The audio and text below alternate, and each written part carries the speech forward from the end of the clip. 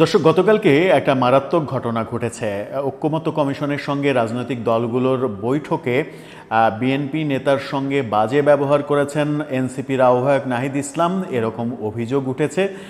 তর্ক বিতর্ক করেছেন এবং বয়স্কদের যেভাবে সম্মান দিয়ে কথা বলতে হয় সেটা তিনি করেননি, এরকম অভিযোগ উঠেছে। এবং এরকম অভিযোগের পর থেকে গতকালকে রাত থেকে এই ব্যাপারটা প্রচণ্ড সমালোচনার দিকে চলে গিয়েছে, তেমন দৃশ্য আমরা দেখেছি।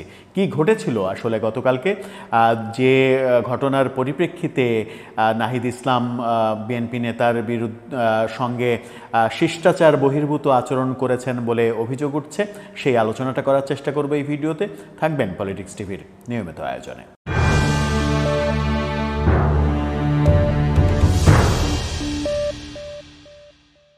দর্শক, পলিটিক্স টিভির নিয়মিত ভিডিওগুলো স্পন্সর করছে প্রজাপতি.টিভি, নতুন ওটিটি প্ল্যাটফর্ম। আপনারা চাইলে ইউটিউবে, ফেসবুকে, ইনস্টাগ্রামে, টিকটকে দেখে নিতে পারেন।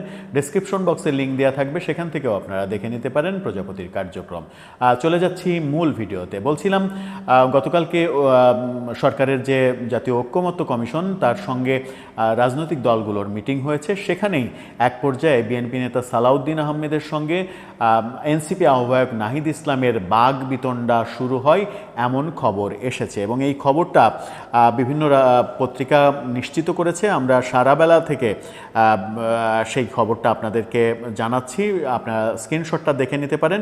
সারাবেলা নিশ্চিত করছে যে এরকম একটা ঘটনা ঘটেছে। আবার তাদের নিউজের শেষ দিকে এটাও বলা হচ্ছে যে এই ব্যাপারে এক নেতা অস্বীকারও করেছেন যে এরকম কিছু ঘটেনি। সেখানেই বলা হচ্ছে যে প্রধান উপদেষ্টা ডক্টর মোহাম্মদ ইউনূসের সামনেই জাতীয় নাগরিক পার্টির আহ্বায়ক নাহিদ ইসলামের সঙ্গে তর্কে জড়িয়েছেন বিএনপির স্থায়ী কমিটির সদস্য সালাউদ্দিন আহমেদ। ব্যাপারটা একটু উল্টা করে লেখা হয়েছে। নাহিদ ইসলামের সঙ্গে তর্কে জড়িয়েছেন তিনি, ব্যাপারটা আসলে তা না। ব্যাপারটা সালাউদ্দিন আহমেদের বক্তব্যের পরে নাহিদ ইসলাম বক্তব্য দিয়ে তর্কে জড়িয়েছেন, কারণ সালাউদ্দিন আহমেদকে অনেকটা ভারতের দালাল বলেছেন নাহিদ ইসলাম পরোক্ষভাবে। জাতীয় ঐক্যমত্য কমিশনের বৈঠকে এই ঘটনা ঘটে। বৈঠকে সভাপতি করছিলেন প্রফেসর ইউনূস। বৈঠক সূত্রে জানা গেছে শুরুতে প্রধান উপদেষ্টা বক্তব্য দেন, তারপরে দলগুলো বক্তব্য দেয়। সালাউদ্দিন আহমেদ 31শে ডিসেম্বরের পর জাতীয় নির্বাচন হওয়ার সুযোগ নেই বলে অন্তর্বর্তীকালীন সরকারকে জানিয়ে বলেন, নির্বাচনের জন্য 31শে ডিসেম্বরের একদিন পরও সময় দিতে রাজি নয় বিএনপি। সালাউদ্দিনের এই বক্তব্যের পর নাহিদ ইসলাম অনেকটা রাগান্বিত স্বরে বলেন যে কিছু দল ভারতের কথার সঙ্গে সুর মিলিয়ে ডিসেম্বরেই নির্বাচন চায়, তাদের বক্তব্যের সঙ্গে ভারতের বক্তব্যের কোনো পার্থক্য নেই, তারা ভারতের সুরেই নির্বাচনের কথা বলছে। অর্থাৎ সালাউদ্দিন আহমেদকে সরাসরি তিনি ভারতের দালাল হিসেবে আখ্যা দিচ্ছেন এবং বিএনপিকে ভারতের দালাল হিসেবে আখ্যা দিচ্ছেন।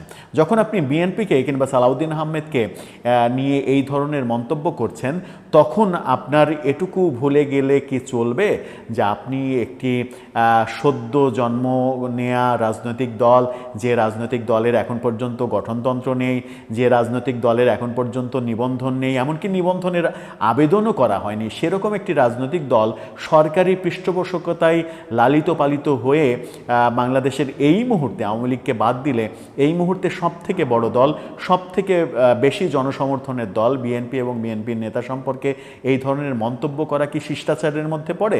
এবং তারা এই তর্কে জড়িয়ে পড়েন, ব্যাপারটা সামনে এসেছে। এই কথায় ক্ষুব্ধ প্রতিক্রিয়া জানিয়ে সালাউদ্দিন আহমেদ তারপরে যেটা বলেছেন, নাহিদ ইসলামের এই মন্তব্যের পরে তিনি বলেছেন, ডিসেম্বরে নির্বাচন চাইলে যদি ভারতের সুরে কথা বলা হয়, তাহলে যারা নির্বাচন পেছাতে চায় তারা নিশ্চয়ই যুক্তরাষ্ট্র কিংবা চীনের সুরে কথা বলছে। এ নিয়ে নেতাদের মধ্যে বাকবিতণ্ডা শুরু হয়। পরে উপস্থিত রাজনৈতিক নেতারা সেখান থেকে তাদেরকে নিবৃত করেন। সারা বাংলা এই ব্যাপারটা নিশ্চিত করছে।